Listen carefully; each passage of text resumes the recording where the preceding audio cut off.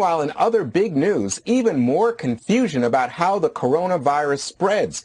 The World Health Organization is doing a 180 after making this stunning claim yesterday about transmitting the virus. We have a number of reports from countries who are doing very detailed contact tracing. They're following asymptomatic cases, they're following contacts, and they're not finding secondary transmission onward. It's very rare. You've got to get the show. The WHO now forced to walk back those comments this morning.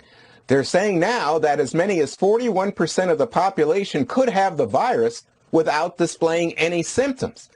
Dagan, I got to tell you, this is like, what am I to think? So, Dagan, is it that they just don't know that this is evolving, that this is science? What do you make of this? I don't know, Juan. I don't speak or read idiocy. So this is why we're defunding the World Health Organization. This is not, the WHO has done this repeatedly. Just in April, the WHO said antibodies had not been shown to provide any immunity to the coronavirus, to COVID-19. 12 hours later, it had to reverse itself. And then this is my favorite gem from the WHO that helped unleash this deadly virus on the U.S. and the world.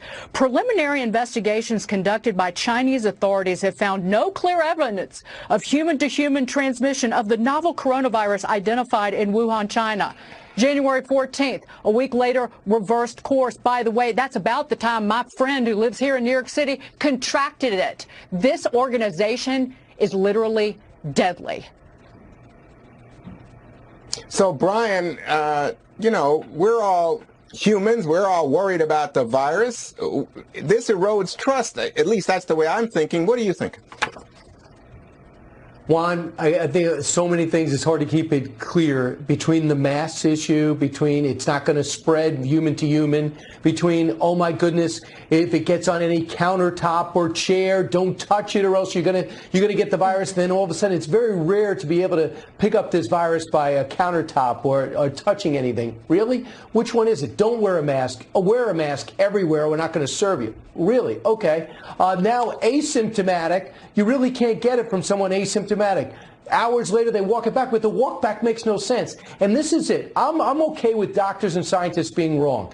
I am not okay with destroying people's livelihoods because we're counting on them to be right. And we gave you 15 days, you asked for 30, then 45 days. We're in day 100. And a restaurant can't open in most states in this huge city called New York City and Los Angeles. You can't go to a gym.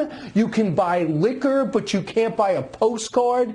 This is, you can go to the post office and go to a supermarket, but you can't buy cleats. Who made up these rules? We're going to look back and then say, how did the American people become such sheep?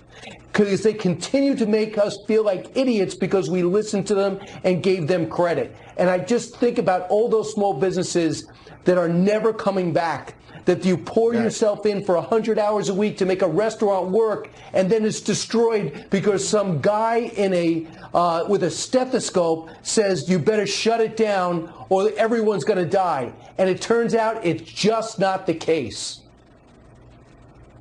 Mm-hmm. Well, I mean, I can't agree with that because I think we've got 100,000 people dead, so something's going on. But Jesse, to me, Dr. Fauci, in an interview that aired today, said this is not even over. He said we're just getting through the beginning. That there's more to come. I am a little bit. I hope the audience has a clearer view than I do, but I trust Fauci, but here he is saying we're not even at the beginning. We're just at the beginning, I should say. Well, maybe the audience usually has a more clear. No, I'm not going to say it, Juan. No, the WHO should be renamed WTF. I mean, WTF, WHO, like they got it wrong on China, transmission, hydroxychloroquine, the antibodies, pretty much everything. But the left wants to fund the WHO and they want to defund the police. You see how that works? And if you think about it, the WHO has probably been more deadly in 2020 than the police in the United States. So go figure. I think what we need to do, because this is such a political organization, we need to make a new international health organization and appoint Dr. Siegel to be the president of it. That's when we can get through the woods. And then Brian can buy Dana, again, is that right, from Dr. Siegel? Dana, when I looked at the numbers before the show, it said that since the start of June, there have actually been an increase in the rates of infection in 14 states and Puerto Rico. As I was saying earlier, 109,000 people have died, 1.9 million reported cases of people contracting the virus. So if that's the case, and we have these conflicting indicators from the scientists, where are you? What are you thinking? I feel like there has just been an absolute collapse of the ability for our major institutions, especially in public health, to communicate clearly to the public. I feel that if they don't know the answers to some things, that would be more understandable than having all of these flip-flops. It's like John Kerry in the 2004 election. I can't keep my head straight on. My mom went to the grocery store for the first time in 4 months today. And because she finally had the confidence, and Colorado is opening, she's able to go. They have to do a better job because Americans will not stand for this again. Dana, thank you.